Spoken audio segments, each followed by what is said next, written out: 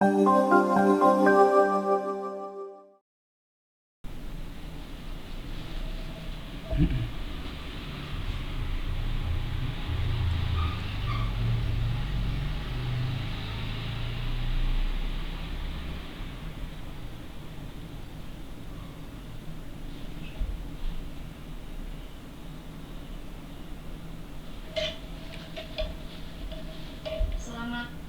pagi Bu Heni, Mas Hendro, Pak Ahmad Syuhaili. Assalamualaikum. Oke, sebentar ya. Iya. Saya buka dulu.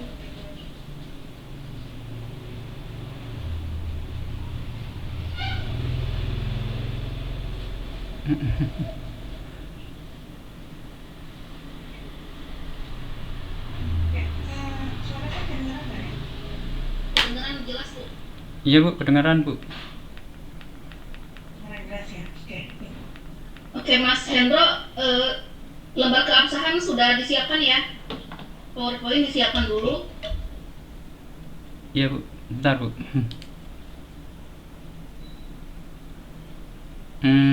Lembar keabsahan.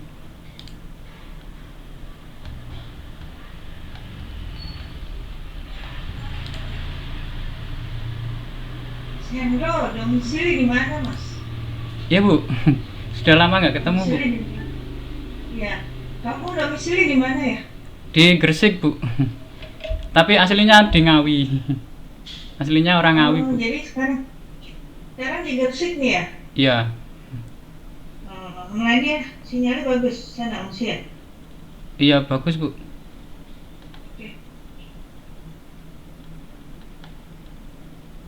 Oke, gimana? Udah siap? Udah Yes. bisa kita mulai, Bu Cia? Sudah siap Bu. Oke, saya izin record ya. Iya Bu. Recording in progress. Yang judulnya bisa di WA belum? Ya. Judulnya agak panjang ya.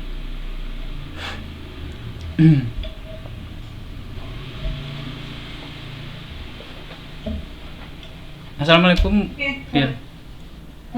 kalau gitu saya buka ya. Udah siap semua ya. Oke. Assalamualaikum warahmatullahi wabarakatuh. Bismillahirrahmanirrahim. Alhamdulillah atas rahmat Allah yang Maha Kuasa. Hari ini tanggal 16 April 2025, Universitas Sumber Asia, Prodi Informatika akan mengadakan sidang tugas akhir atas nama mahasiswa Hendro Gunawan dengan NIM-nya 2004010721103 dengan judul tugas akhir tahun judulnya Mas. Ini Bu. Dengan judul tugas akhir dari Hendro Gunawan adalah penerapan KNIRS atau KNN ya dengan metode Euclidean Distance untuk klasifikasi tingkat ketebalan cat di PT XYZ. Oke, untuk Mas Hendro Gunawan, saya persilahkan waktunya untuk memaparkan tugas akhirnya ya. Waktunya jangan lebih dari 15 menit. Oke, untuk waktu dan tempat saya persilahkan untuk Mas Hendro Gunawan. Ya. Assalamualaikum warahmatullahi wabarakatuh. Perkenalkan, nama saya Hendro Gunawan dari Prodi PJJ Informatika. Kali ini saya akan membacakan sebuah presentasi dengan judul penerapan KNR Snagpor dengan metode Euclidean Distance untuk klasifikasi tingkat ketebalan cat di PT XYZ. Yang pertama, saya akan membacakan lembar keabsahan tugas akhir yang bertanda tangan di bawah ini. Nama lengkap Hendro Gunawan, kelas IFTA, NIM 200401072103, Universitas Sumber Asia, program studi PJJ Informatika. Tugas akhir ini disusun secara ilmiah yang memenuhi aspek originalitas, valid dan dapat dipertanggungjawabkan. Kedua, tugas akhir ini disusun tidak menggunakan generatif AI untuk perbantuan penulisan kalimat atau paragraf atau bab. Kemudian ketiga, data yang digunakan dalam penelitian ini adalah data yang bersumber pada penerapan metode usulan dari sumber ilmiah lain atau dari instansi yang berizin secara resmi. Jika di kemudian hari ditemukan hal-hal yang melanggar ketentuan penyusun tugas akhir, saya siap bersedia dan menerima sanksi akademik Universitas Berasia. Demikian pernyataan ini saya buat. Kemudian langsung saja ke latar belakang masalah. Yang pertama masuk ke definisi. Di sini klasifikasi didefinisikan sebagai proses mengkategorikan data ke dalam kelas-kelas dengan properti yang sebanding, menggunakan data pelatihan sebagai referensi dan data uji untuk pengujian. Tujuannya adalah untuk memperkirakan kecenderungan dalam data atau item yang tidak terklasifikasi dari kelas-kelas yang belum memiliki label. Di sini dampak. Mas Hendro di full screen PPT-nya, full screen.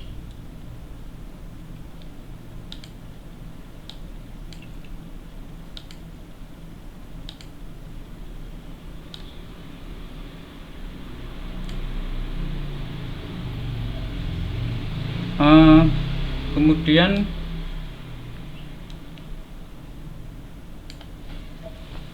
dampak pesatnya pertumbuhan sektor industri berdampak pada terciptanya persaingan antar badan usaha baik swasta maupun milik negara yang bergerak di bidang manufaktur dan jasa.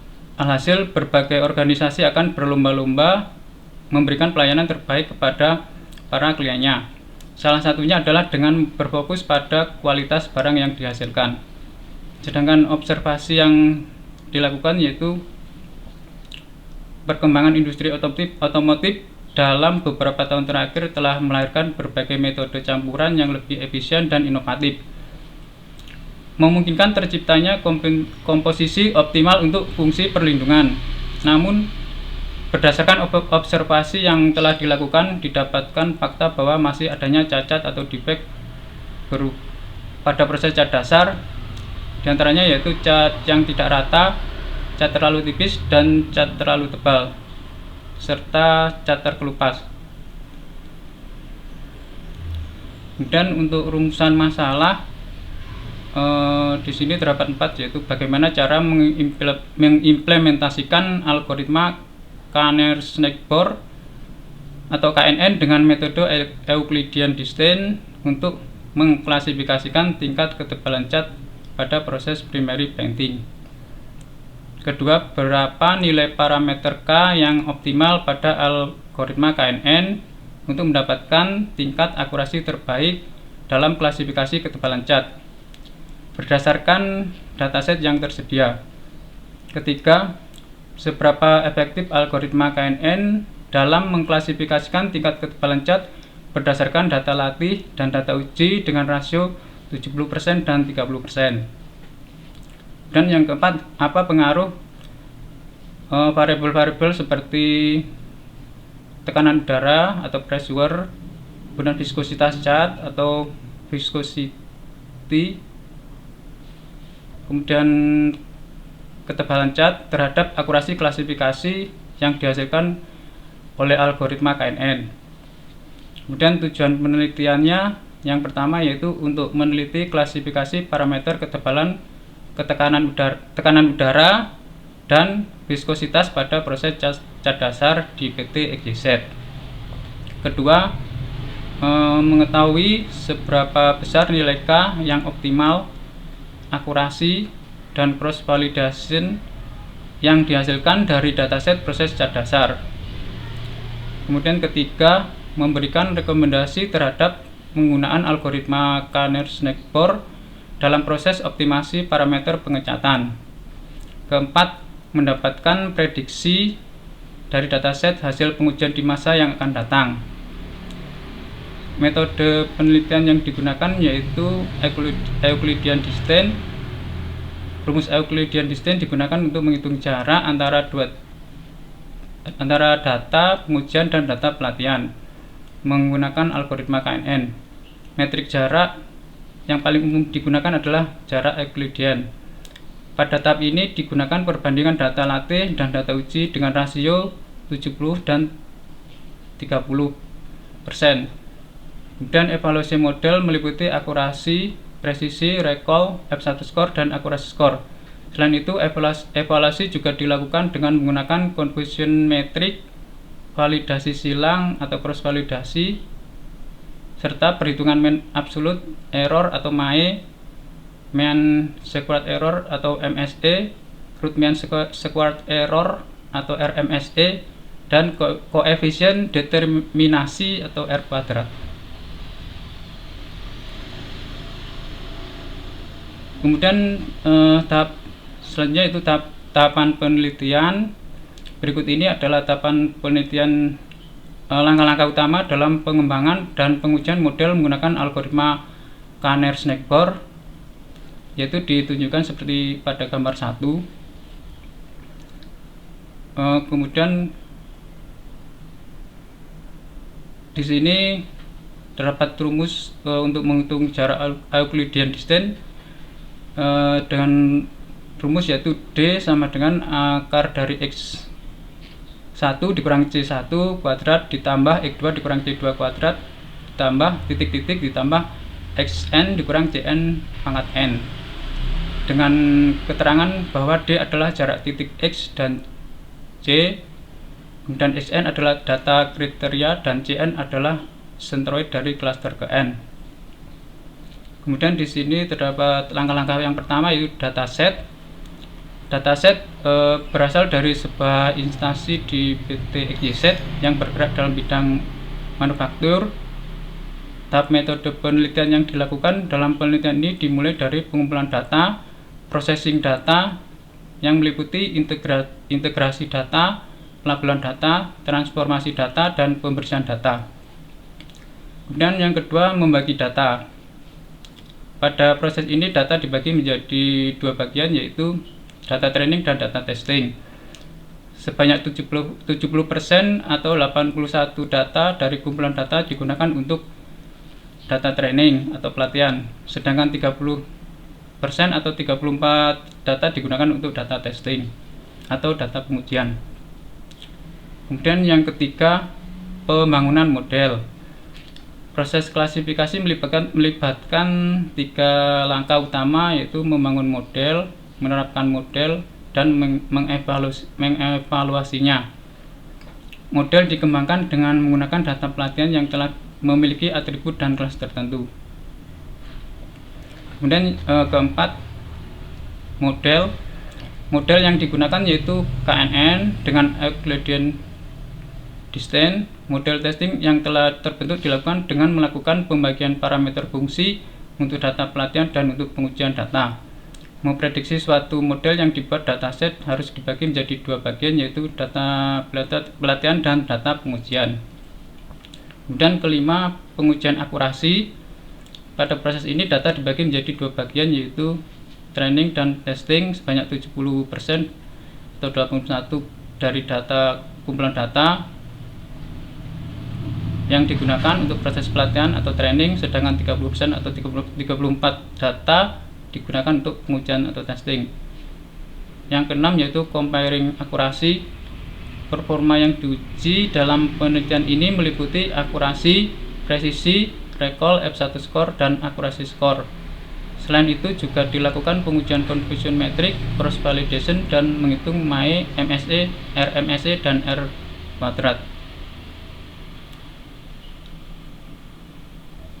Untuk selanjutnya yaitu implementasi metode usulan. Teknik pengumpulan data yang pertama yaitu wawancara. Melalui wawancara, peneliti dapat mengumpulkan berbagai jenis data dari responden dalam berbagai kondisi dan konteks. Wawancara dilakukan secara langsung dengan bagian QC atau quality control, yaitu Bapak Muhammad Hafidlin dan kawan-kawan. Kemudian yang kedua, observasi. Pengamatan dilakukan secara langsung oleh peneliti di PT EGZ dengan Bapak Agus Purnomo selaku ship leader produksi plan 2 dan plan 2 unit 1 bagian assembling, dibantu dengan operator cat dasar, di mana observasi dilakukan pada jam istirahat dan setelah pulang kerja pada ship 1, ship 2, dan ship 3. Ketiga, studi literatur dilakukan setelah wawancara dan observasi. Studi literatur dilakukan untuk mendapatkan informasi dari berbagai sumber terpercaya, yakni buku, jurnal, dan juga artikel web yang berhubungan dengan ketebalan cat. Kemudian kebutuhan perangkat keras atau hardware dan perangkat lunak atau software. Adapun komputer atau PC yang digunakan dalam penelitian ini memiliki spesifikasi sebagai berikut. Yang pertama yaitu prosesor Intel Core i9 12900KF generasi ke-12. Kedua, RAM sebesar 32 GB. Selain kebutuhan perangkat keras, diperlukan juga perangkat lunak yang diperlukan untuk penelitian ini. Kebutuhan jenis perangkat lunak yang digunakan meliputi sistem operasi Windows, yaitu Windows Plus Pro Education versi 22H2. Kemudian aplikasi perangkat yang dipakai yaitu Google Colab. Ini coba slide berikutnya deh, biar cepat. Oke. Iya. Kemudian di sini data latih seperti ditunjukkan pada tabel 1. Di sini terdiri dari nomor, kemudian tanggal, tipe, jenis cat, pressure, kemudian thickness, viskositas, dan label. Kemudian label dilakukan secara manual dengan klasifikasi kategori yaitu good dan not good. Di sini terdapat pressure antara 4 sampai 5 maka label adalah good, jika lebih kecil 4 dan lebih besar 5 maka label adalah not good. Kemudian thickness cat zetar dan epoxy lebih kecil 20 diklasifikasikan sebagai not good, dan jika lebih besar 20 adalah good. Dan thickness cat generic lebih kecil 15 adalah not good, sedangkan lebih besar 15 adalah good. Untuk cat zetar antara 8 sampai 10 adalah good, jika lebih kecil dari 8 dan lebih besar 10 maka label adalah not good. Cat generic adalah 7,5 sampai 8,5 adalah good, jika lebih kecil 7,5 dan lebih besar 8,5 maka label adalah not good. Sedangkan epoxy antara 8,5 sampai 9,5 label adalah good, jika lebih kecil 8,5 dan lebih besar 9,5 label adalah not good. Sedangkan khusus tipe PLD antara 12 sampai 16 adalah good, jika lebih kecil 12 dan lebih besar 16 maka label adalah not good. Untuk data uji di sini terdapat keterangan bahwa data ke 115 belum memiliki label. Kemudian menentukan nilai K. Nilai K di sini antara K1 sampai K18. Kemudian menghitung jarak, data baru, dan masing-masing data lainnya. Untuk data ke-1, contohnya seperti ini, didapatkan hasil dimasukkan ke rumus 1 tadi, hasilnya adalah 15,2315. Kemudian untuk data kedua 23,85537 hingga data kelima. Kemudian menentukan 3 data terdekat. Di sini didapatkan setelah diurutkan datanya dari yang terkecil sampai yang terbesar atau yang terdekat sampai yang terjauh. Didapatkan datanya, data yang pertama adalah data ke 115, kemudian data kedua data ke 65, data ketiga yaitu data ke 59. Dengan jarak data baru terlihat seperti pada tabel di samping ini. Yang pertama data untuk PLD tipe PLD 3 nomor A, data baru 0,00, kemudian PLD 8 nomor 1 jarak data baru 0,00, dan PLD 8 nomor 6 jarak data barunya yaitu 2.0000 dengan label semuanya adalah good. Kemudian di sini tadi keterangannya tabel 3 ini memiliki keterangan bahwa data baru yang diuji yaitu PLD 3A dengan parameter thickness 36 mm, pressure 5 bar, dan viskositas 14 detik. Di sini kolom jarak dengan data baru menunjukkan hasil perhitungan Euclidean distance antara data baru dengan data lainnya dalam dataset. 3 data terdekat yaitu K3 adalah data ke-115 PLD atau PLD 0003 nomor A dengan jarak 0,0000, dan B data ke-65 PLD 0008 nomor 1 dengan jarak 2,0000, dan C data ke-59 yaitu PLD 8 nomor 6 dengan jarak 2,8282. Semua data dalam K3 memiliki label good, sehingga label yang diberikan untuk data baru adalah good. Dapat diklasifikasikan bahwa tipe PLD 8A dengan data baru 5, 36, dan 14 dan tetangga terdekat K3 hasilnya adalah good, yang artinya sudah sesuai dengan standar yang telah ditetapkan oleh PT EGZ. Kemudian hasil dan analisa. Hasil akurasi berdasarkan nilai K di sini ditunjukkan pada gambar 2. Akurasi tertinggi yaitu 100% untuk K1 hingga K5. Model memiliki akurasi. Bisa kasih lihat gambarnya aja langsung. Iya, Bu. Kasih lihat gambarnya langsung. Iya. Oh ya, di sini langsung. Baca begini ya. Iya. Ini untuk akurasi K1 sampai K5 100, kemudian K6 sampai K11 97,14%. Untuk K12 sampai K18 akurasi turun menjadi 94,29%. Di sini nilai K terbaik yaitu 1 dengan akurasi 100%. Untuk grafik nilai K terhadap akurasi ditunjukkan pada gambar 3 seperti ini. Di sini keterangannya yaitu pada K kecil 1 hingga 5 akurasi tetap 100%, yang ini kemudian turun menjadi 97,14%, yang ini 1, 2, 3, 4, 5, 6 sebanyak 6 data, kemudian turun lagi menjadi 94,29%, yaitu sebanyak 1, 2, 3, 4, 5, 6, 7 data, sehingga semua datanya berjumlah 18. Untuk selanjutnya yaitu confusion metric. Confusion metric ditunjukkan pada gambar 4. Di sini untuk hasil ini menunjukkan bahwa model mampu mengklasifikasikan 33 sampel kelas positif dengan benar sebagai positif dan 2 sampel kelas negatif dengan benar sebagai negatif, sesuai dengan data sebenarnya. Tidak ada kesalahan klasifikasi di mana kelas negatif tidak salah dikategorikan sebagai positif dan kelas positif juga tidak salah dikategorikan sebagai negatif. Akurasi dihitung berdasarkan proporsi jumlah prediksi benar true di sini yaitu TP plus TN terhadap total data, yaitu akurasi dihitung dengan rumus terpositif. Langsung aja, nggak usah dibaca rumusnya, udah langsung berikutnya apa? Kemudian visualisasi confusion metric seperti ini gambarnya. Kemudian kinerja model seperti ini, Bu. Untuk good 100%, semuanya 100%.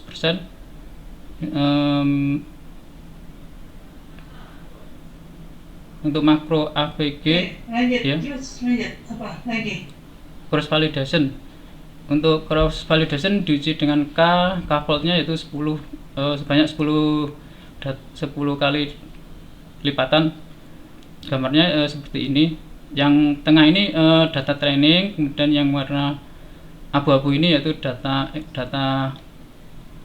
training yang warna abu-abu, kemudian yang tengah ini data testing.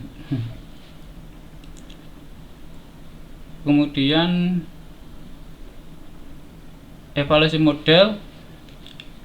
model di sini didapatkan perhitungan mean absolute error atau MAE sebesar 0,357. Kemudian untuk mean squared error atau MSE sebesar 0,867.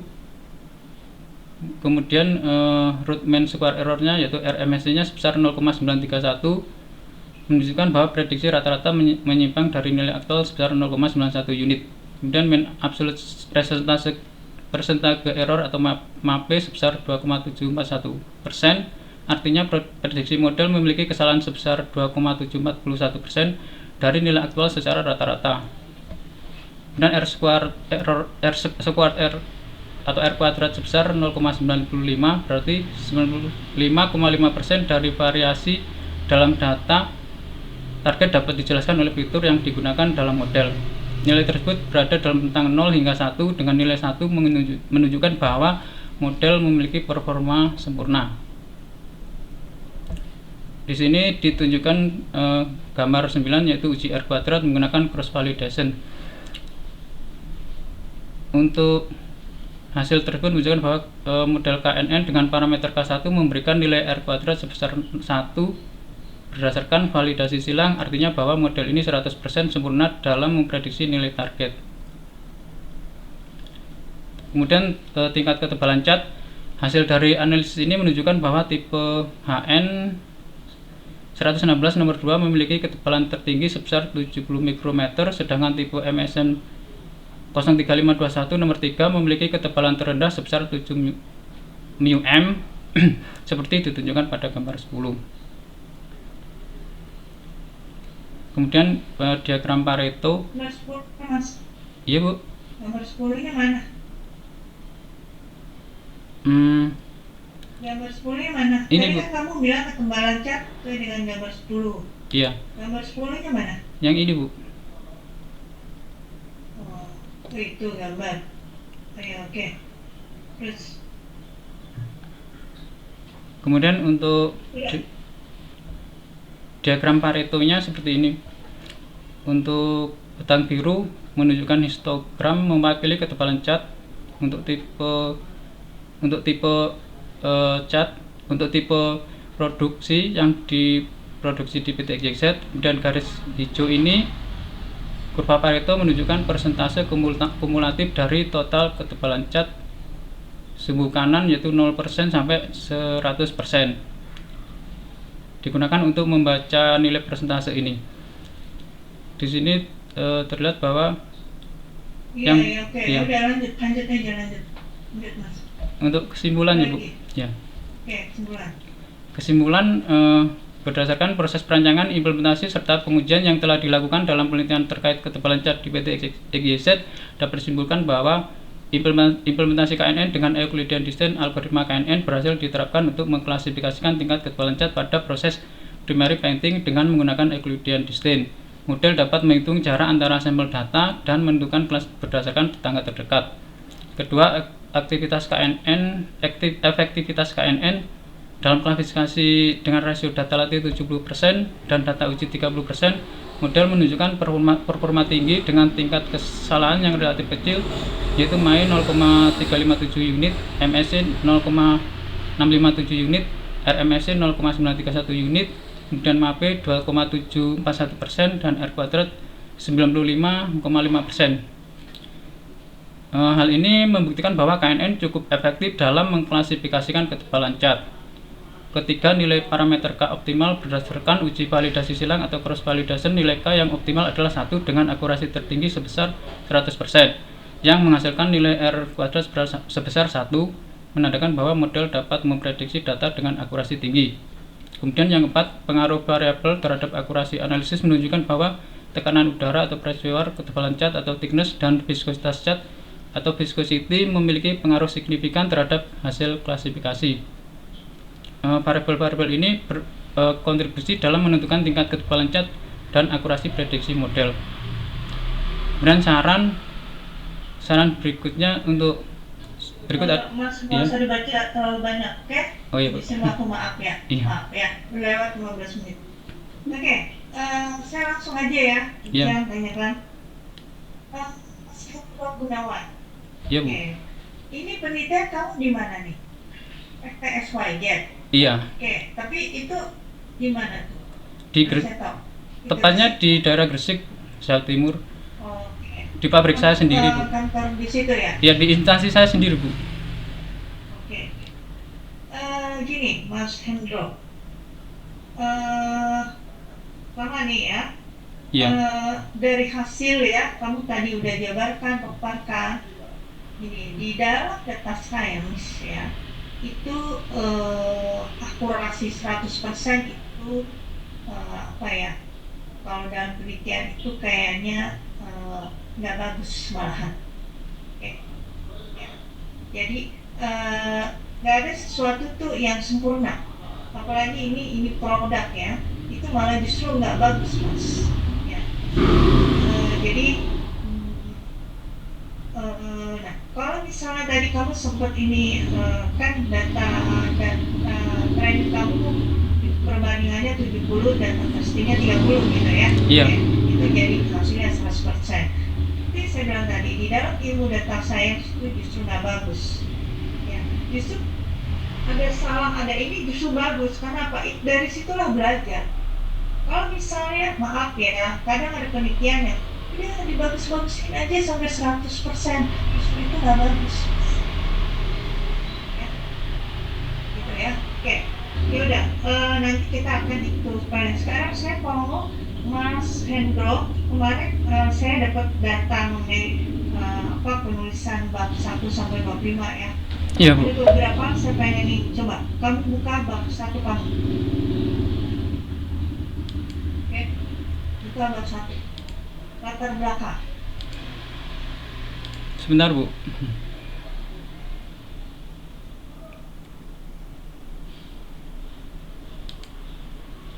Mungkin nggak ada.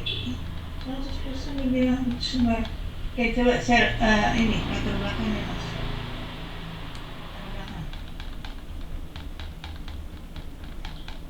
Kamu berapa kali bimbingan Mas Hendro Gunawan? Dengan Pak Ahmad 15 kali bimbingan. Oh, oke. Sekarang saya nanya nih ya. Kamu ada jurnal acuannya nggak? Iya ada Bu. Coba saya lihat jurnal acuannya yang pas sesuai dengan penelitian kamu. Kayak apa sih jurnalnya? Boleh saya lihat? Iya ada Bu, sebentar. Ada berapa jurnal acuannya nih? Kayaknya banyak benar ya? Ada 28 Bu. Iya 28. Itu jurnalnya. Iya. Jurnal acuannya yang sesuai dengan ini. Kan nggak 28-28-nya dong. Paling mungkin ada 5, 4, 2. Oh 3 Bu. Oh ada 3. Oke, State of dari the art-nya 3 3. itu, ya udah, yang sesuai dari 3 itu yang mana? Coba kasih lihat saya. Iya benar.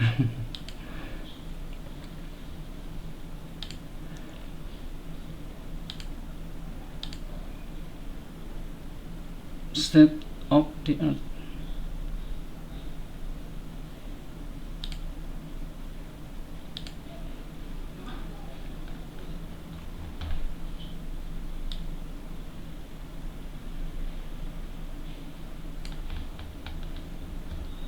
Yang pertama ini Bu, judulnya algoritma KNN. Ya udah, mana jurnal? Supaya lihat jurnal.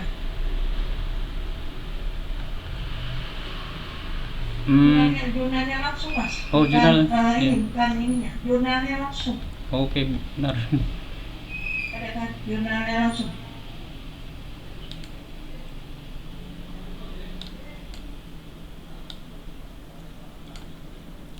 Tapi saya mau kasih ini ke kamu.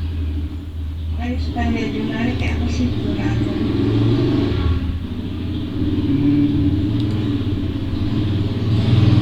Bentar Bu.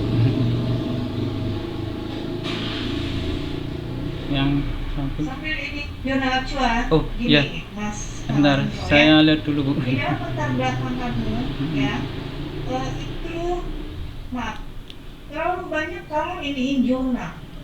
Tapi antara jurnal dengan permasalahannya, dengan solusinya, nggak nyambung kata-katanya. Oh, Ya. iya. Jadi harus nyambung. Nah, di dalam latar belakang itu ada 4 pokok yang harus ada. ya. Ini secara simpelnya ya, cara simpelnya mungkin sambil kamu catat. Di dalam latar belakang pertama itu kamu jelaskan jabatan di mana kamu penelitiannya di bidang apa. Jadi jangan langsung solusi KNN gini tanpa ngomong dulu penelitiannya di mana, perusahaan yang di permasalahannya apa, penelitian itu bidang apa gitu mas. Jangan tiba-tiba KNN duluan gitu loh ya. Jadi itu kamu jabarin dulu penelitiannya di mana. Terus nama perusahaan nggak boleh disebut ya nggak apa-apa, tapi minimum penelitian di bidang apa gitu kan. Nah itu harus ada, wajib. Jangan tiba-tiba solusinya KNN. Apaan nih solusinya KNN? Orang kalau nggak ngerti kan bingung mas, ya nggak? Oke, itu paragraf 1. Paragraf kedua, sambil saya tunggu ini loh, jurnal acuannya loh. Iya, Bu. Sambil dicari ya, saya mau baca loh mas. Wajib itu, harus nyari. Sambil kedua, karena kamu lagi nyari sambil dengar saya ngomong nih. Yang kedua, itu adalah paragraf 2. Kamu permasalahannya apa? Kamu tiba-tiba ngomongin di jurnal 1, 2, 3, 4, sampai 5. Tapi permasalahannya apa di dalam penelitian kamu bisa jelasin.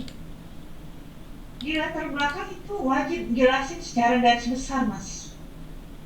Ya, dijelasin itu.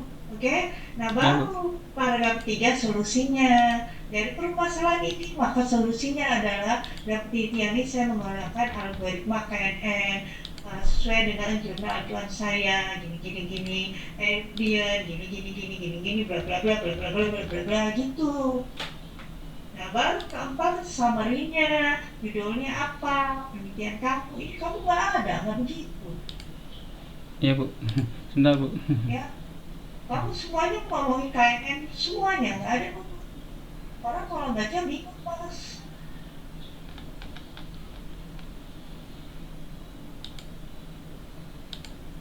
Udah Ini, nggak? Bu. Sudah, Bu. Jurnal Iya. acuannya ya. Sudah, Satu Bu. aja siapa yang lihat. Oke. Bisa diperbesar dikit bisa? Bisa, Bu. Oke. Oke, bisa halaman berikutnya. Halaman berikutnya. Terus mas, halaman berikutnya. Oke, terus. Stop. Oke, tadi pakai rapid manner ya. Oke, terus. Lanjut mas, lanjut. Ini, Bu. Ini gambar saya, Bu. Oke, yes right. Oke, lanjut lanjut mas. Oh begini doang. Oke, ya udah gini mas. Ya, jadi itu latar belakangnya itu ya. Kamu Iya. harus benerin. Oke. Nah, di dalam paragraf 3 kamu menjabarkan solusi. Solusi itu memang kan kamu memilih KNN itu secara ininya kamu harus jelaskan kenapa KNN. Kedua, untuk memperkuat itu adalah dengan jurnal acuan.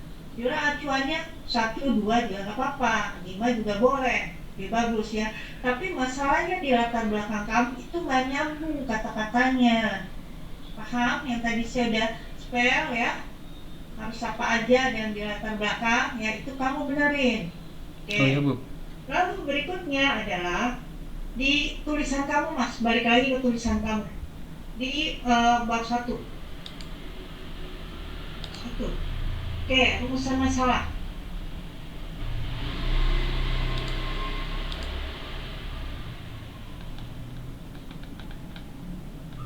Iya, Bu. Oke, ini masalahnya nggak salah nih sebanyak ini. Cuman 4, Bu. Bukan cuma 4. Kalau Iya. saya lihat dari ininya, ya Iya. itu sebenarnya yang nomor 2 itu bukan masalah mas. Itu triknya kamu nanti di dalam penelitian. Ya, karena di dalam data science ya, implementasi dengan TKN, mau perbandingannya 70-30, 80-20, 90-10 nggak masalah. Tapi itu bukan sebuah masalah. Paham maksudnya? Iya, paham, Bu. Ya, masalah itu adalah apa yang ada di perusahaan XYZ, permasalahannya apa? Apa yang ada di perusahaan chat, itu perusahaan chat ya, kalau saya ini secara ini ya. Sebenarnya apa masalahnya? Sehingga kamu ingin mengelompokkan dengan kayak oh gitu mas. Sehingga kamu ingin mengklasifikasikan atau mengklaster dengan KNN. Oh, masalahnya apa?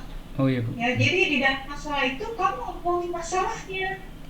Jangan tiba-tiba KNN mengimplementasikan. Orang tuh bingung kenapa mengimplementasikan KNN, masalahnya aja apa? Nggak ada, belum jelas, gitu. Orang non teknik yang baca ini kamu nyetir kamu tuh bingung. Tapi kalau orang non teknik kayak orang manajemen, orang politik, ketika baca misalnya sebuah laporan tesis, maksud saya skripsi, itu dia bisa paham dari rumusan masalah itu yang kita siapa? Yang bikin laporan. Di dalam penelitian itu ada karena adanya masalah. Sehingga rumusan masalah itu adalah embrio dari penelitian itu diadakan. Itu berlaku bukan hanya buat S1, Mas Hendro, buat S2 dan juga buat S3. Kita harus tahu, ya penelitian itu permasalahannya apa? Karena apa? Itu embrionya. Nah, kalau kamu baca di sini, ini masalah nggak nih? Bagaimana cara mengimplementasikan? Itu kan solusi, bukan masalah. Oke, ya nggak? Kalau misalnya masalahnya kayak apa Bu? Misalnya kayak gini. Bagaimana misalnya kenapa kamu itu ketebalan cat misalnya apa dalam mengecat itu lama keringnya itu masalah nggak? Iya masalah. Nah, lama keringnya sehingga apa? Kamu ada penelitian gimana ketebalan cat supaya keringnya cepat kan begitu. Jadi masalahnya apa? Lama ketika ngecek lama keringnya. That's the problem, bukan? Itu masalahnya, bukan? Ya nggak? Atau masalah yang lain yang kaitannya yang ada di dalam perusahaan kamu. Paham mas? Ini saya harus ingin pola berpikir kamu nih. Jadi kalau misalnya tadi seberapa efektif itu kayaknya nggak terlalu signifikan. That's the problem gitu loh. Ya. Karena itu tadi 70, 80 itu bisa di ini, tapi inti dari permasalahan tidak tersurat dan tersirat di dalam rumusan masalah kamu mas. Paham maksud saya? Iya Bu, paham Bu. Oke, nanti dari lagi ya. Ya. Oke. Lalu berikutnya saya mau nanya nih, di dalam batasan masalah kamu dalam penelitian ini menggunakan aplikasi apa mas? Sistem apa? Python kah? RapidMiner atau apa mas? Karena apa? Pakai tertulis di situ mas. Tadi apa? Kamu pakai program apa? Pakai Google Colab Bu. Ditulis dong pakai Google Colabs. Di batasan masalah. Oh, iya. Iya Bu. Kamu kan nggak ada tuh. Coba batasan masalah. Coba ke bawah dikit. Ini Bu. Nggak ada. Google Colabsnya mana? Belum ada. Nanti ditulis ya, belum ada Iya. ya. Oke. Kayak misalnya tadi jurnal acuan kamu lihat kan? Saya tadi lihat itu dia pakai RapidMiner, ya. Iya. Nah, kamu apa? Ya, itu kamu ini apa maksudnya? Kamu tuliskan gitu ya. Oke, kenapa? Itu penting mas. 2, 3 latar belakang rumusan masalah, batasan masalah itu penting dalam penelitian. Itu yang diuji. Mau S1, S2, S3 itu yang diuji mas. Karena dari situlah embrionya, dari situlah nanti berkembang penelitian itu. Mau arahnya kemana? Udah di set plan dari sini, gitu ya. Oke, berikutnya di dalam dulu jangan ditambahin sekarang. Oh iya Bu. Hapus dulu. Di kamu. Iya Bu. Gimana sih mas? Oke. Lalu saya mau nanya, di dalam penelitian kamu ini variabelnya apa aja? Untuk variabel ya Bu ya. Variabel. Nah, kamu kan nggak ditulis tuh variabel dalam penelitian kamu, datasetnya variabel yang digunakan apa? Hmm, Tahu nggak untuk variabel? iya, variabel itu apa ya? Semacam Variabel, kamu data. ada berapa variabel? Kalau nggak salah ini ada 3 Bu. Viskositas, Tidak. ya ketebalan itu tadi Bu. Viskositas, kemudian ketebalan cat, tekanan udara, dan viskositas itu tadi Bu. Nah, ditulis. Tulis. Dalam menentukan ini variabelnya bisa banyak, Mas. Ditambahin di batasan masalah. Oke? Oh ya Bu. Baik Bu. Oke ya. Siap Bu. Oke. Siap. Sekarang coba buat 3. Oh iya, 16. Mana 16? 16. Ini Bu. 15 apa 16? 16 metode penelitian. Oke, gini. Kamu metode penelitiannya pakai apa? Ini Euclidean distance. Kemudian Oke. KNN ini Mas, algoritmanya Bu. ya udah, Iya. gini, Mas, ini salah persen. KNN, Euclidean, ya, itu adalah metode solusi dalam penelitian kamu. Metode penelitian adalah metode yang kamu gunakan dari awal penelitian dari A sampai Z. Ya. Untuk data mining ya, itu maksudnya kan pakai data mining. KNN itu adalah salah satu algoritma dalam ilmu data mining. Di dalam data mining itu ada metode penelitian yang sudah taraf internasional, itu namanya TRIPS-DM. Hampir semua seluruh dunia tahu tuh, itu adalah metode penelitian yang menggunakan metode data mining kayak KNN, Bayes, neural network dan sebagainya. Kamu kan nggak pakai itu, Iya. nggak apa-apa nggak pakai itu. Tapi kamu harus jelasin metode penelitian kamu yang kamu gunakan apa. Metode penelitian tuh kayak apa Bu? Nah, coba kamu buka bab 2 kamu deh. Kamu buka bab 2 kamu. Ini Bu. Nah, metode penelitian kamu adalah ikut tahapan penelitian ini. Ya nggak? Iya. Ya nggak, Mas? Iya. Nah, di dalam 16 kamu jelasin metode penelitian kamu dari mana. Ini kamu ambil dari mana, Mas? Untuk tahap penelitian ini diambil dari yang tadi Bu, Jurnal yang acuan acuan 1 1 ya. ya, saya tahu. Tadi saya lihat. Nah, itu kamu jelasin di 1.6. Gitu, Mas Hendro, ya. Jadi metode penelitian, jadi 1.6 itu adalah menjelaskan metode solusinya apa, metode penelitiannya apa yang digunakan, dan tulisan itu dicantumkan di situ. Nah, metode penelitian kamu adalah yang kamu ambil, kamu sadu dari jurnal 1 kamu kan? Iya. Kamu terangin, kamu tambahkan di 1.6 itu. Oke? Oh ya, oke Bu. Oke ya, paham ya? Ya paham. Oke. Nah, ini berarti tahapannya kamu harus mengikuti ini, Mas, semuanya. Oke? Iya Bu. Kamu ikutin nggak ini tahapannya nih, dari data set, data training, ikutin nggak ini? Untuk tahapannya dari dataset sampai yang terakhir ini Bu, comparing akurasi. Ikutin ya? Iya, saya ikutin. Coba ke bawah. Coba kursornya di bawah. Terus. Ini Bu. Pertama dataset. Terusnya udah terus. Iya ya, langsung aja. Oke. Terus. Lanjut.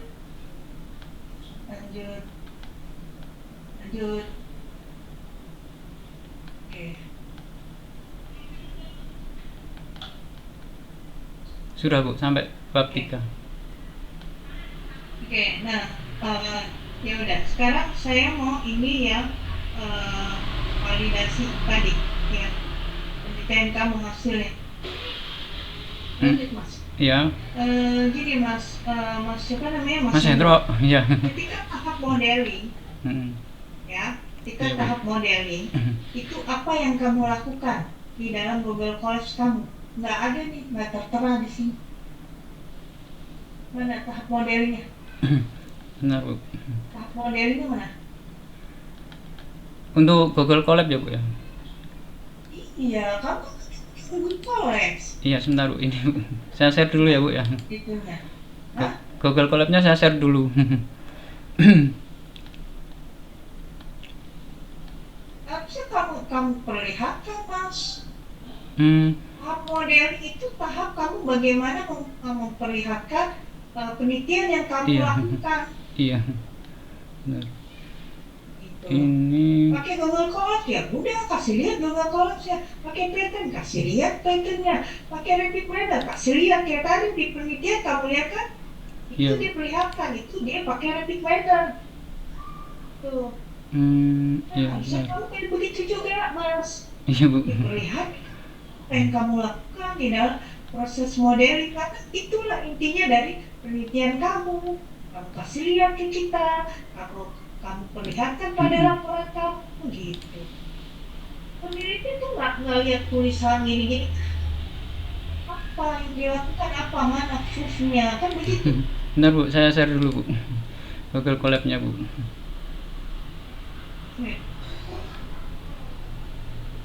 Hmm, ini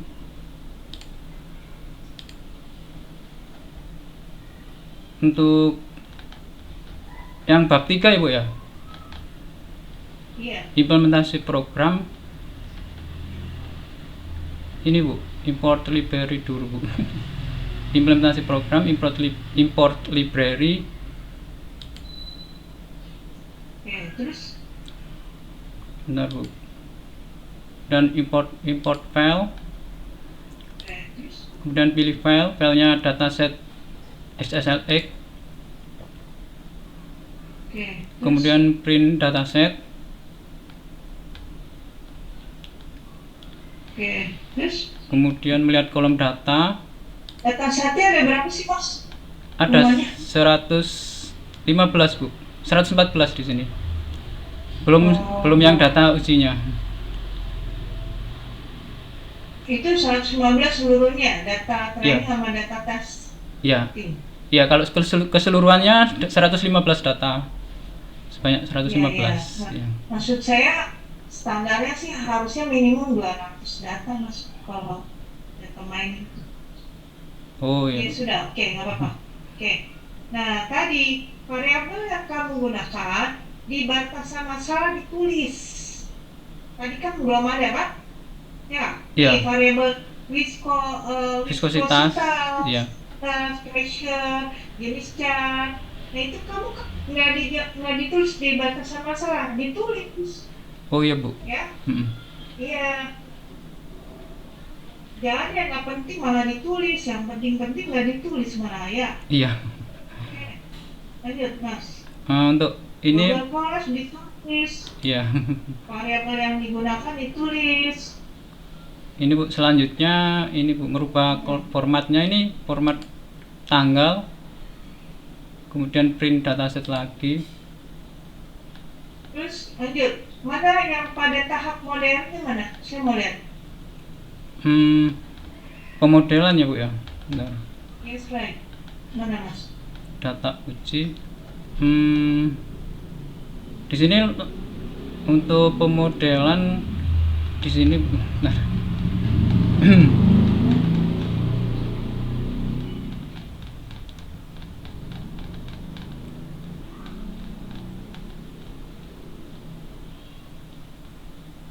Ada nggak?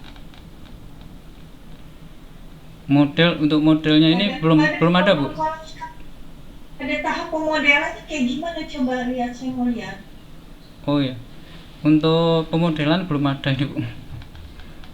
Terus kamu gimana itu penelitian sehingga dapat hasil itu, prosesnya kayak gimana? Ini yang pertama itu pemberian data dulu Bu. Ya, oke. Kemudian menentukan label. Iya, tadi Terus kan udah menghitung tuh. jarak Oke. ya, menghitung jarak. Terus menentukan Iya, terus? K1 nilai K yaitu K1 sampai K18. Ada nggak di sini Google Colors-nya? Ada Bu kalau itu. Mana? Hmm,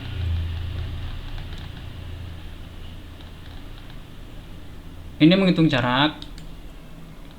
Iya, saya tahu itu rumusnya ini. Oke. Ya, terus Jangan kemudian ulang-ulang lagi. Jawab yang saya itu. eh, Mana? jarak antar datanya yang ini Bu, yang Yang mana? ini jarak antar datanya membaca untuk dataset yang SLX tadi ini hasilnya untuk yaitu Ke bawah lagi, coba. Ya. Ke bawah lagi. Ini yang 21,86 bla bla bla ini. Tuh, menentukan tiga. Mas. Bentar. Oh, cuma sedikit. Bentar Bu, yang menentukan tiga jaraknya di bab selanjutnya Bu, bab 3. Oke, mana? Mana? Bentar Bu, yang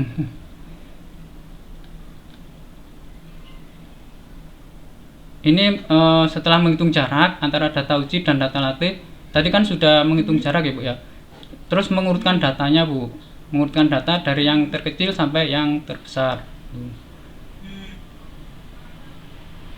Nah ini Mana, Mas? ini hasilnya Bu.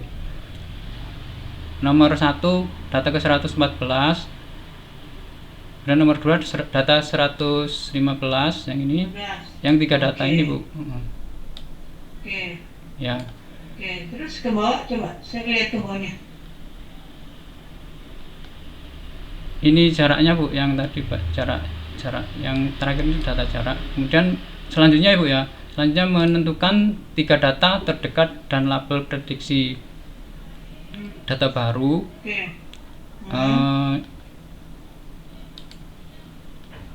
Seperti ini Bu, Hmm. jarak Oke, terus? tangga terdekat K3 ini good semua Bu. Kemudian label untuk prediksi berarti karena 3 jarak ini good, maka labelnya adalah good gitu.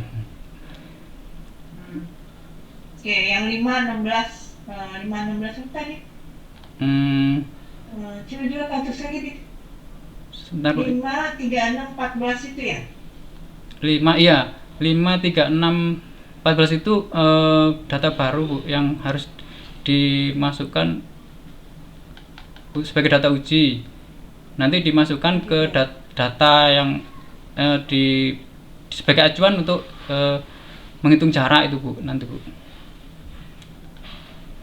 Oh gitu. Ya, Itu yang 3, yang tadi berapa? 3, 6, 14 itu menghitung jarak baru, 3 data 5, jarak baru. 5, 3, 6, 14 Bu. Nah, Iya, itu maksudnya gimana? itu kan Itu 3 jarak baru atau gimana? itu kan jaraknya belum itu kan labelnya nanti belum diketahui Bu. Nah, untuk mengetahuinya kita itu dulu Bu, kita bandingkan dulu kan dengan jarak data yang lama. Kalau sudah nanti kita urutkan tadi Bu. Cara membandingkan Itu kamu jelasin. iya. Mas, kamu jelasin di bab 3. Nggak ada kan itu kamu jelasin kan? Oh iya. Iya. Kamu aku jelasin itu. Makanya saya nanya, Pak Model, kamu ngapain? Apa yang dilakukan? Itu kamu jelasin di situ. Pada tahap modeling adalah saya melakukan 1. Bla bla bla bla bla bla bla bla bla. Ini gambarnya, ini Google Collectnya. 2, tahap 2 adalah bla bla bla bla bla bla. Ini Google Collectnya, ini tabelnya. Berikutnya bla bla bla gitu. Oke, Oh iya Bu. kamu nggak ada. Jadi apa? Jadi orang kan paham apa yang kamu tulis. Oke Bu. Ya, Mas dulu ya. Iya Bu. Ya. Coba tadi kayaknya ada Bang 4 deh. Saya mau lihat kayak apa, coba Bang 4. Lihat. Yang bawah Bu ya. Terus ke bawah lagi. Ke bawah lagi, ke bawah lagi. Ya, ini kamu jelasin tadi, itu tahap penting modeling itu. Jangan Ini, Bu. sampai nggak ditulis. Iya. Tulisnya yang aneh-aneh, yang nggak itu ya. Ya. Iya Bu. Oke. Terus gini Mas ya, satu hal lagi nih ya, seperti tadi di awal saya mention, di dalam implementasi data mining ya, termasuk KNN ya, itu 100% itu nggak bagus Mas. Itu biasanya karena apa? Overfitting. Overfitting. Iya, overfitting. Itu nggak bagus Mas. Jadi kamu apa adanya aja, nggak usah nggak usah nggak usah rekayasa, nggak usah dicari yang angka berapa sehingga 100%. Nggak begitu. Penelitian yang bagus itu, penelitian yang baik yang itu sesuai dengan prosedurnya bagaimana, sesuai dengan teorinya KNN itu apa, step by stepnya udah ikutin. Hasilnya misal kurang dari 100 ya itu malah bagus. Kalau hasilnya 100 nih ya, ingat ya, di dalam penelitian kan itu justru providing, dan itu solusinya harus ya, jadi ada namanya validasi, data validasi. Jadi data dibagi 3 ya, data testing ya, data training, satu data validasi. Kamu ini kalau saya suruh bikin jadi 3 data validasi, tapi tadi kamu belum diajarin kan, ya udah. Tapi ini saya kasih tahu, nggak ada 100% itu malah nggak bagus, Mas. Kalau di dalam penelitian nanti di step berikutnya, kalau kamu nanti ke S2 atau ini ya menggunakan ini terus 100%, itu pasti disuruh datanya dibagi 3, ada data validasi. Supaya apa? Tidak 100%. Gitu Mas Hendro. Iya Bu. Bu, kalau ini saya nanti hitung ulang boleh. Sebaiknya dihitung ulang yang benar. Oke? 100% itu malah kalau tadi ini jadi 100% ya. Iya. Itu malah nggak bagus, Mas. Iya, malah nggak bagus. Iya, malah nggak bagus. Jadi data apa adanya aja. Justru yang kurang dari 100% ya itu malah real, benar. Jadi kamu banyak belajar dari situ. Oke? Ya, jadi tolong dibenarin itu yang tadi saya bilang ya. Iya Bu. Oke, silakan Bu Cian. Baik, terima kasih atas kesempatannya Bu Heni. Mas Hendro, dicatat ya tadi masukan dari Bu Heni, silahkan direvisi.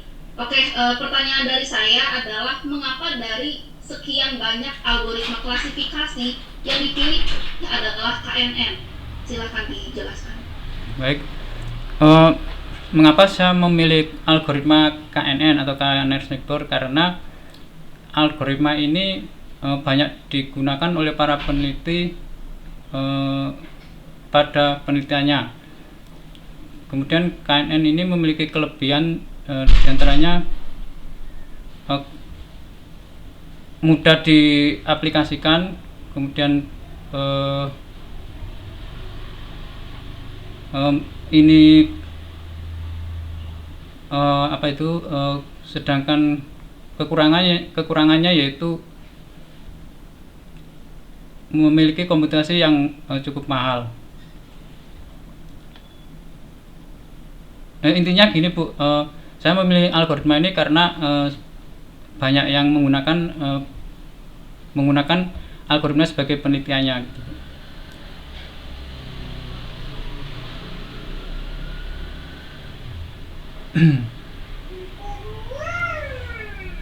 Mungkin ada lagi Bu yang dipertanyakan untuk ujian.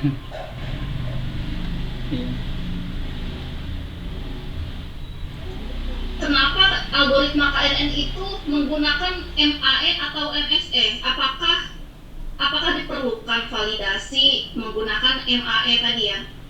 Setahu saya kalau KNN cukup dengan akurasi, recall, presisi. Nah, mengapa dalam penelitian Anda menggunakan tadi MAE tadi? MSE itu ya Bu ya? Ini Bu, saya membandingkan data baru tadi Bu yang viskositas, pressure dan thickness dengan data yang lama atau data sebelumnya gitu sebagai perbandingan jarak. Maka di situ nanti ketemu yang namanya RMSE, MAE dan MAPE itu Bu. Kalau tidak, hasil dari MAE dan RMSE itu apa jadinya? Korelasi antara hasil itu apa? Korelasi antara MAE dan MAPE itu kalau nggak salah ini sebagai performa agar performa model ini menjadi lebih sempurna gitu Bu, lebih baik gitu. Agar kita tahu bahwa model itu memiliki performa yang lebih unggul dari algoritma yang lain gitu. Memangnya kalau hanya KNN saja lalu menghitung dengan akurasinya kan berapa? Hasil akurasi KNN tersendiri itu berapa tadi? Akurasi 100% Bu gitu. Kalau yang ini sebentar Bu. Nah itu ya, jadi tidak mungkin kalau suatu algoritma itu akurasinya langsung 100%. Itu berarti segala permasalahan di dunia ini sudah selesai dengan algoritma KNN gitu. Nah ini ya silakan dievaluasi lagi, dicek lagi gitu ya. Iya Bu.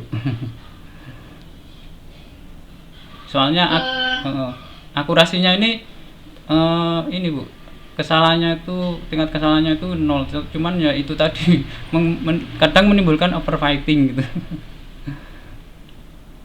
Jumlah data yang diolah menggunakan KNN ini ada berapa? Ada 115 data Bu. Untuk data trainingnya tadi 114, kemudian data keseluruhannya yaitu 115. Oke, apakah di pembagian data itu menggunakan k-fold cross validation atau hanya 70-30, 80-20? Mengapa tidak menggunakan metode k-fold cross validation untuk pembagian data? Ini Bu, alasan saya mengapa saya menggunakan tingkat akurasi 70% dan 30% karena data ini mudah diolah dan cukup sederhana. Kalau kebanyakan nanti menghafalnya itu susah Bu.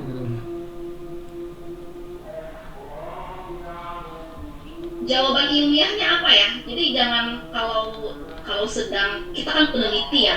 Oh iya Bu. Jadi jawaban ilmiahnya apa? Jadi jangan menjawab karena mudah, karena sudah banyak yang menggunakan. Jadi apa gitu?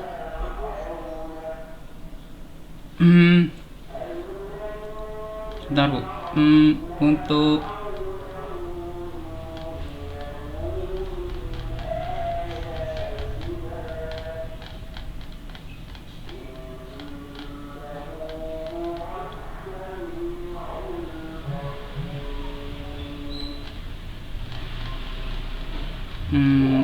Oke, saya sederhanakan lagi pertanyaannya. Apa dasar penelitian Mas Hendro membagi 70 ke 30? 70%, 30%. Oh iya Bu, ini untuk whole datanya tadi ini Bu. Alasan mengapa peneliti menggunakan rasio 70% dan 30% yaitu keseimbangan antara pelatihan dan pengujian, kemudian menghindari overfitting atau underfitting, kemudian rasio yang telah teruji secara empiris dan sederhana dan efektif gitu Bu. Nah, dari ini materi terkait dengan KNN. Ada jurnal acuannya nggak? Penelitian yang menggunakan di pembagian data itu 70 dan 30%. Ada rujukan jurnalnya nggak? Ada Bu. Yang tadi Bu.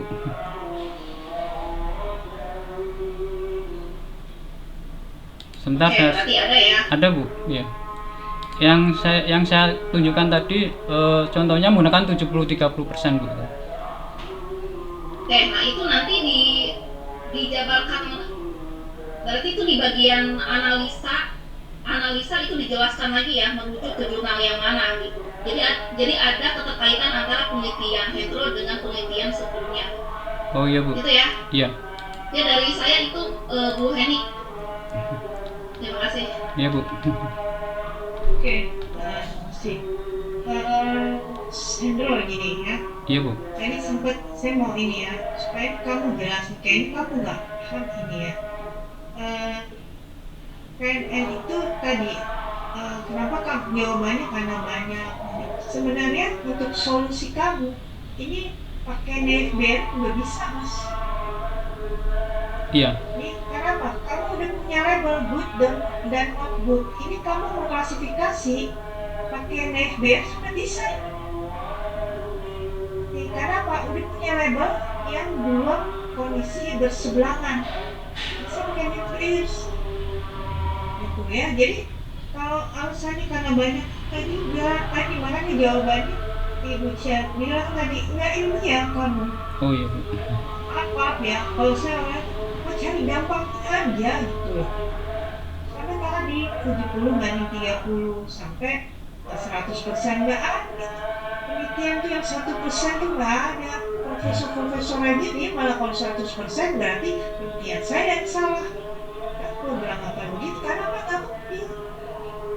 Di dalam penelitian tuh validasi akurasi 100% itu malah salah penelitian itu gitu.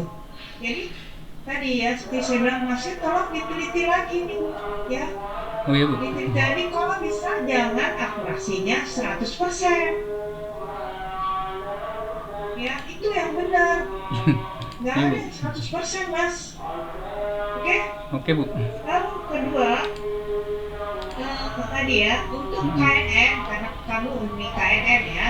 Iya. Untuk KNN itu untuk evaluasi itu cukup sebenarnya dengan akurasi. Jadi kayak tadi RMSE sama MAE itu nggak perlu di KNN. Dan MAE sama MMSE itu biasanya buat apa? Buat regresi. Oh iya, Bu. Kamu lihat di jurnal. Coba kamu lihat jurnal tadi kita lihat ya Bu Cian, jurnal tadi acuan tadi. Ada nggak di RMSE? Sebentar, Bu. Coba lihat, ada nggak RMSE? Dan perhitungan data mining RMSE sama MAE itu biasanya buat yang regresi. Biasanya buat apa? Regresi linier, neural network, itu dicari tuh RMSE sama MAE-nya. Tapi kalau KNN, Sebentar, Bu. Ini kesimpulannya nggak ada, Bu. kan nggak ada kan RMSE. Pakai nggak ada itu. Akurasi aja kan? Iya, akurasi saja, Bu. Iya. Atas dasar apa kamu dihitung evaluasinya RMSE sama MAE segala itu yang nggak penting, yang nggak perlu. Jadi di dalam Iya. data mining itu, nih saya kasih tahu ya, itu ada data mining itu ada 4 kegunaannya, Bu. Ya, untuk regresi, klasifikasi, clustering, sama asosiasi. Nah, ini adalah KNN ini adalah apa? Clustering ya. Clustering itu untuk evaluasinya itu adalah akurasi aja, Mas. Bahkan harusnya ada akurasi tuh yang kotak-kotak tadi tuh. Iya. Itu harusnya bukan 100%. Nah, itu di situ. Kamu kan 100%, jadi cuma dari garis itu doang. Nah, RMS sama MAE itu buat regresi, buat prediksi, buat forecasting. Ya, jadi benar itu, Mas. Iya, Bu. Iya, Bu, nanti saya benar. Bicara ini ya, buku data miningnya. Iya. Oke. Ya udah Bu, Bu Cian ada yang mau ditanya lagi? Sudah cukup, Bu. Mungkin kita ke sesi selanjutnya. Oke. Terima kasih, Bu, atas bimbingannya, Bu. Oke. Tunggu di tetap di ini ya, di Iya. apa istilahnya itu di link ini ya, Mas ya. Iya, Bu. Oke.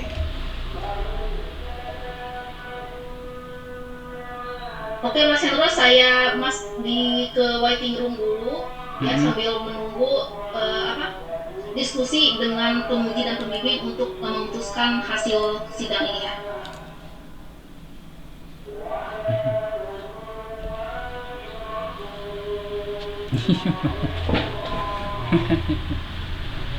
Lah ya, syarat-syarat baru tak banding no ambek syarat datang.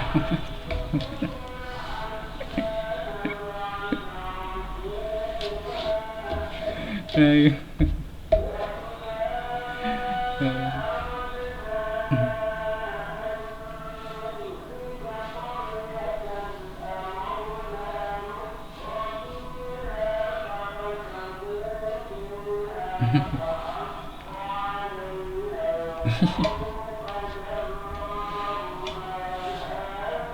Iya.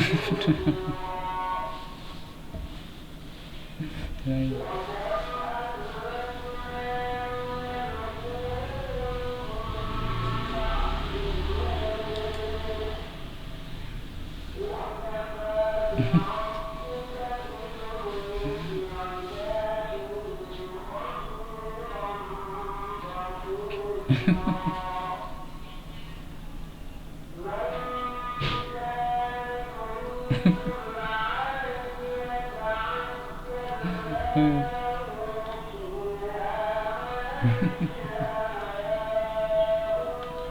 Nah, tiba ngunut no, bareng ngunut no ngomong ngene.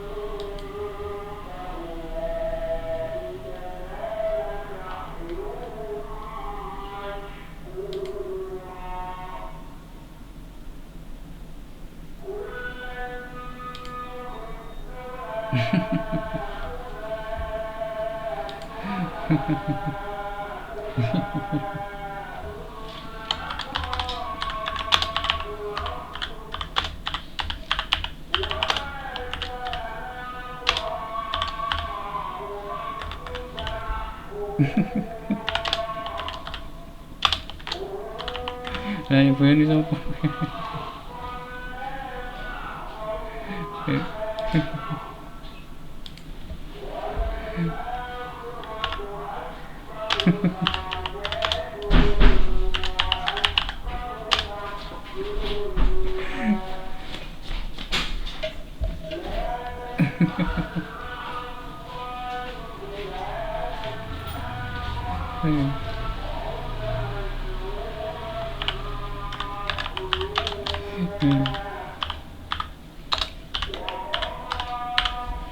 Oh, kata RMS-an. Oh, alah.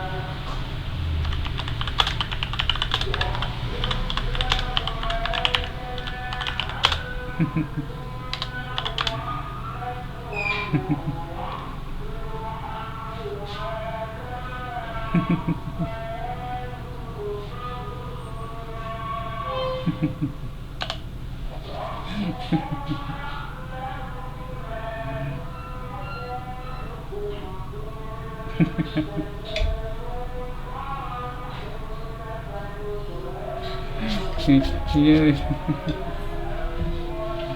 Oh.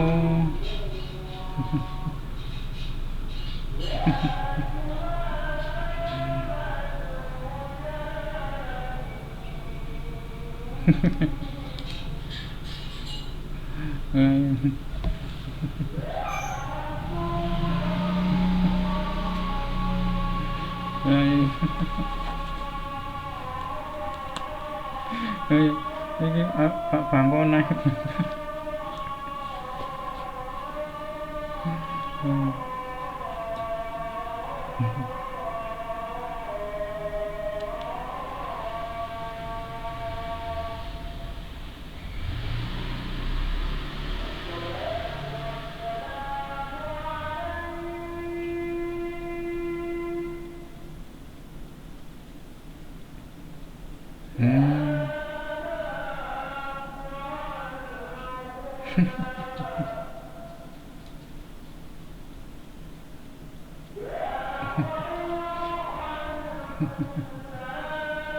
Oh iya. Recording in progress. Oke, Mas Hendro. Iya Bu. Mas Hendro, Iya Bu. bisa perlihatkan judulnya Mas, judul tugas akhir kamu? Iya Bu, sebentar.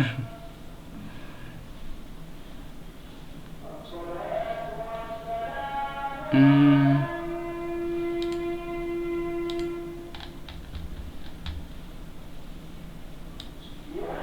ini Bu. Ini Bu ini. Mas, judul, Iya. judul. Ya. Oke, ini kita udah berdiskusi. Kamu udah baca nggak? Udah baca nggak Mas? Iya Pak. Iya Bu. Tulis banget. Oke, gini ya Mas, kita udah berdiskusi ya untuk tugas akhir kamu. Oke, jadi siang ini saya akan umumkan hasilnya. Ya, saya akan umumkan hasilnya. Apapun hasilnya, saya harap saya dan Bu Cia dan semua dosen di Ucia berharap kamu lapang dada dan legowo. Ya, dan ikutin prosedurnya. Ya, apapun hasilnya, kamu lapang dada dan legowo. Dan apapun juga hasilnya, itu maksud dan tujuan kita baik. Ya, supaya lulusan kita dari usia Universitas Berasia itu menghasilkan lulusan prodi informatika yang baik, yang dia mumpuni dari pertama dari keilmuan informatika, itu Mas. Ya, itu yang harus Mas Nur pahami ya. Jadi walaupun kita kuliah by online ya, kita juga ingin lulusan kita itu baik ya. Terus, dan dari keilmuannya juga mumpuni sesuai dengan prodinya masing-masing. Oke, nah, saya akan buka ya. Oke, Bismillahirrahmanirrahim. Hari ini kami dari Universitas Berasia Prodi Informatika telah mengadakan sidang tugas akhir atas nama Mas Hendro Gunawan ya, dengan judul tugas akhirnya adalah penerapan KNN dengan metode Euclidean Distance itu klasifikasi tingkat ketebalan cat di PT XYZ. Ya, hari ini kita putuskan bahwa Mas Hendro Gunawan itu adalah lulus sementara, lulus dengan perbaikan. Ya, jadi kita berikan waktu buat perbaikan Mas Hendro sesuai tadi yang saya serta dengan Bu Cia review ya, tolong diperbaiki. Iya. Kita beri waktu seminggu. Kalau lewat dari seminggu ya, itu akan berubah ketetapannya. Paham ya maksudnya ya? Jadi tolong diperbaiki. Diperbaiki yang mana? Yang tadi kita udah review. Saya dan Bu Cia udah review. Tadi kamu catat. Apalagi saya ya, tadi dari bab 1, lalu bab 3, ya 4 kan ada tuh perbaikannya. Iya. Oke? Iya Bu. Dan bab 5 juga ya itu ada perbaikan. Kalau bab 3 kamu perbaiki itu nanti kesimpulannya juga akan beda. Ya, seperti tadi saya bilang, penelitian ya untuk data science ya itu yang akurasinya 100% itu not good. Ya, jadi kamu hitung ulang. Oke, Mas Hendro Gunawan ya. Iya siap Bu. Ya. Oke. Mungkin Bu Cia mau menambahkan? Oke, yang tadi ya Mas Hendro dicatat tadi, saya tunggu revisinya, harus cepat ya. Terus itu saja Bu Heni. Oke, ya. Ya. Oke, untuk Mas Hendro ada yang mau komen atau apa silakan. Untuk revisi nanti dikirim ke ini ya Bu, yang di Siakat itu ya Bu ya. Iya. Semua Revisi filenya atau data-data yang lain juga. kamu nanti bagaimana prosedurnya, kamu bisa nanya ke pembimbing 1. Oh baik Bu. Oke. Iya. Oke, terima kasih Bu. Nanti kamu bilang revisinya dari Bu Heni begini, dari Bu Cian begini. Saya jawabnya, boleh minta bimbingan Pak Ahmad, boleh. Jawabnya gimana Pak? Dan sebagainya. Ya, jadi Oh ya. nanti setelah direvisi, kamu ke saya sama ke Bu Cian untuk kita lihat revisinya bagaimana. Iya. Dan waktunya jangan lebih dari 6 hari. Oke, karena ini kita akan kalau lebih dari 6 hari kan ini kita memulai prosedur proses untuk wisuda. Ya, jadi jangan lewat dari 5 hari, 6 hari. Revisinya misalnya 3 hari, 4 harinya ketika hari keempat ini ke saya, akan ke saya dan ke Bu Cian. Baik Bu. Iya, sudah cukup itu saja Bu. Ada pertanyaan? Cukup Bu. Ada komen buat Unsia? Semoga Buat kita, buat sidang ini? ini Bu, Unsia tambah maju dan sukses itu aja Bu. Amin. Amin. Terima kasih. Ada lagi yang mau di komen? Untuk ketemu dengan saya dan dengan Bu Cian. Untuk S2-nya ada program baru nggak Bu? S2-nya di Unsia Bu? Insya Allah kita lagi proses. Ya kalau nanti ada ya saya minat Bu nanti. Oke, kita catat ya Cian ya. Iya, ya, Bu. Oke. Terima kasih Bu, ya sudah itu aja. Oke, kita tunggu revisinya Mas Hendro ya. Iya Bu. Sambil Gunawan ya. Ya Bu. Sukses ya. Ya sukses. Oke ya. Dan kalau bisa Mas Hendro tadi kasih tahu ke temennya di kantor di ini supaya masuk ke Unsia, kuliah di Unsia. Oke, kalau gitu saya tutup sidang tugas akhir atas nama Hendro Gunawan ya. Kita tunggu revisinya segera Mas Hendro ya. Oke. Ya. Assalamualaikum warahmatullahi wabarakatuh. Waalaikumsalam warahmatullahi wabarakatuh. Recording stopped. Oke, Mas Hendro sudah bisa live Zoom ya. Iya, Bu. Silakan. Terima kasih Pak Ahmad, Mas Hendro, selamat ya. Iya Bu.